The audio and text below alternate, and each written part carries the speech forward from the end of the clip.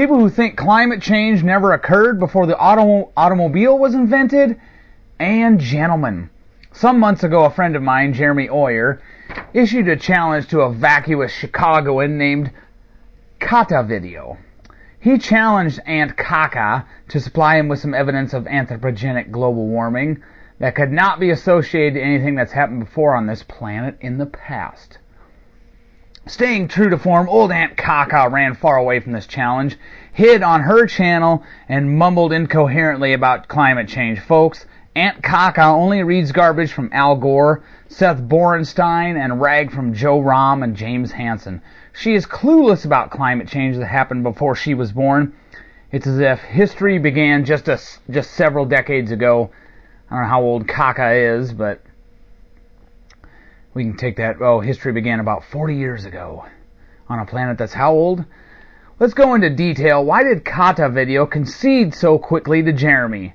Perhaps it was because, and I would like to say, Jeremy, I'm accepting Kata's, old Aunt Kaka's concession on your behalf. Perhaps this is why Kaka conceded. And again, I'll have all the relevant links all underneath the video there, and you can take a look at it right under Brock's head there.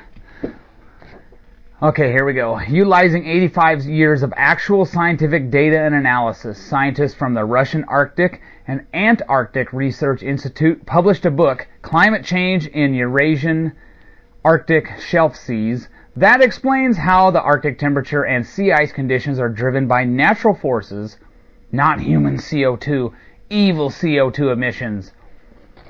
The authors also mock the CO2-based climate models that the IPCC ClimateGate scientists solely rely on. They state, quote, where data do exist, we should prefer data to computer models, end quote.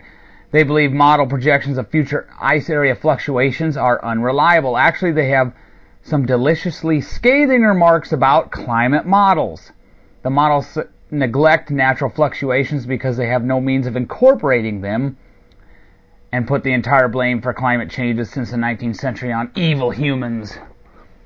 I'll get to the unreliable nature of climate models shortly. Continuing, recent mapping of a number of raised beach ridges on the north coast of Greenland suggests that the ice cover in the Arctic Ocean was greatly reduced some 6,000 to 7,000 years ago. The Arctic Ocean may have been periodically ice-free. Quote, the climate in the northern regions has never been milder since the last ice age than it was 6,000 to 7,000 years ago. We still don't know whether the Arctic Ocean was completely ice-free, but there was more open water in the area north of Greenland than there is today, end quote, says Astrid Lisa, a geologist and researcher at the Geological Survey of Norway. Then a slew of evidence published in quaternary science reviews, quantitative reconstructions of last interglacial summer temperatures suggest that much of the Arctic was 5 degrees Celsius warmer during the last interglacial 114 to 130,000 years ago than at present. Arctic sea ice was reduced to a greater extent in the last interglacial period than during the early Holocene due to both greater summer insolation and the larger flux of relatively warm Atlantic surface water into the Arctic Ocean during the last interglacial than at any time during the Holocene. What caused that? ExxonMobil? George Bush going back in time, maybe? And we have this too. Scientists documented evidence that the Arctic Ocean and Nordic seas were too warm to support summer sea ice during the mid-Pliocene warm period 3.3 to 3 million years ago. This period is characterized by warm temperatures similar to those projected for the end of this century, and is used as an analog to understand future conditions. The U.S. Geological Survey found that summer sea surface temperatures in the Arctic were between 10 to 18 degrees centigrade, 50 to 64 Fahrenheit, during the mid-Pliocene, while current temperatures are around or below 32 Fahrenheit. We have this too.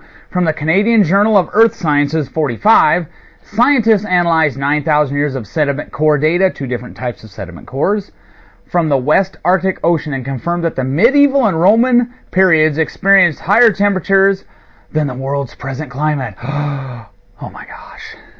Kaka, your whole global warming, your anthropogenic global warming scenario is dissolving right before your eyes. So when you hear old Aunt Kaka or her friend Kathleen, the janitor from Chicago, talk about Arctic ice and Greenland becoming an oven because of man's evil inventions, you can laugh and rest assured we've seen Arctic ice and Greenland ice sheet death spirals before. Moving on to something I've touched on before in other videos. You can see it in my playlist. We've seen much higher temperatures in the past with much lower CO2 levels. Dateline Central Asia, medieval warm period. This from Quaternary Science Reviews 29. The researchers note that Central Asia was relatively dry during the medieval warm period, and then a dramatic shift began with the ushering in of the Little Ice Age, which brought about conditions that were much cooler and wetter, all without a massive hike in CO2 levels. Now I'd like to touch on a statement made by Reese Halter recently, which is something Kaka would buy into. She said, quote, "Over the last decade, the Southwest has suffered from the sharpest temperature increase on the continent, declining late-season snowpack, loss of vegetation, dogs and cats living together, mass hysteria." I added that part at the end, the dogs and cats. However, the National Climatic Data Center tells us a different story. New Mexico, Nevada, and Arizona have all seen temperatures trend downward from 2000 to 2009. Also, it should be pointed out that only a small portion of the Southwest is categorized as being in severe drought or worse. My last point will be to address old Aunt Kaka's constant proclamations that we have a consensus among climate scientists. 99.9% of them believe man is destroying the planet. This is their usual method of argumentation after they've lost on the facts. Excuse me, I need a drink. 379 climate scientists were questioned on various items pertaining to climate change science, and the results are not good for those who tout the consensus argument. Only 12% agree or strongly agree that data availability for climate change analysis is adequate. Only 25% agree or strongly agree that data collection efforts are currently adequate. Only 9% feel that atmospheric models are adequate in their treatment of water vapor, and not one respondent felt that they were very adequate.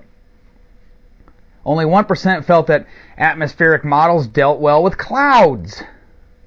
Something I've touched on before. Only 1%.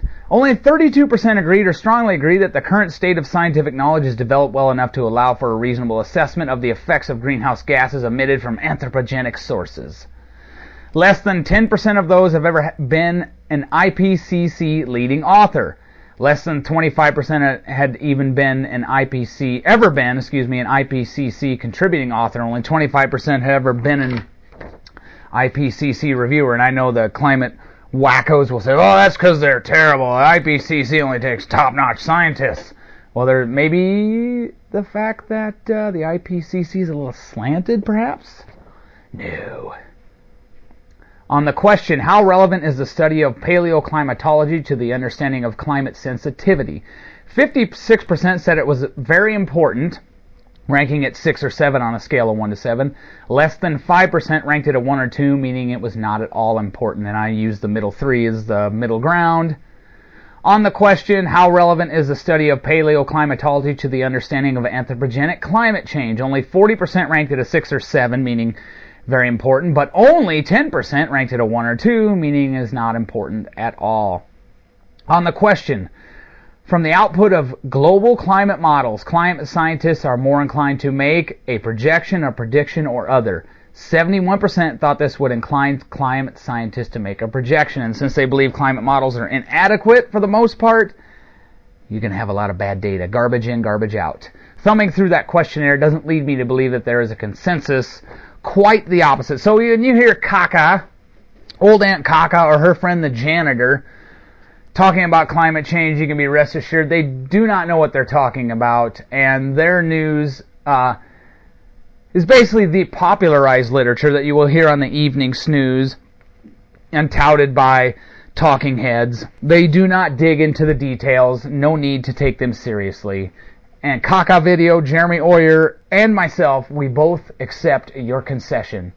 And Big C, I'm sure we'll get him in on it. He accepts your concession as well, because anthropogenic global warming is pseudoscience. Have a nice day, and don't thank me now.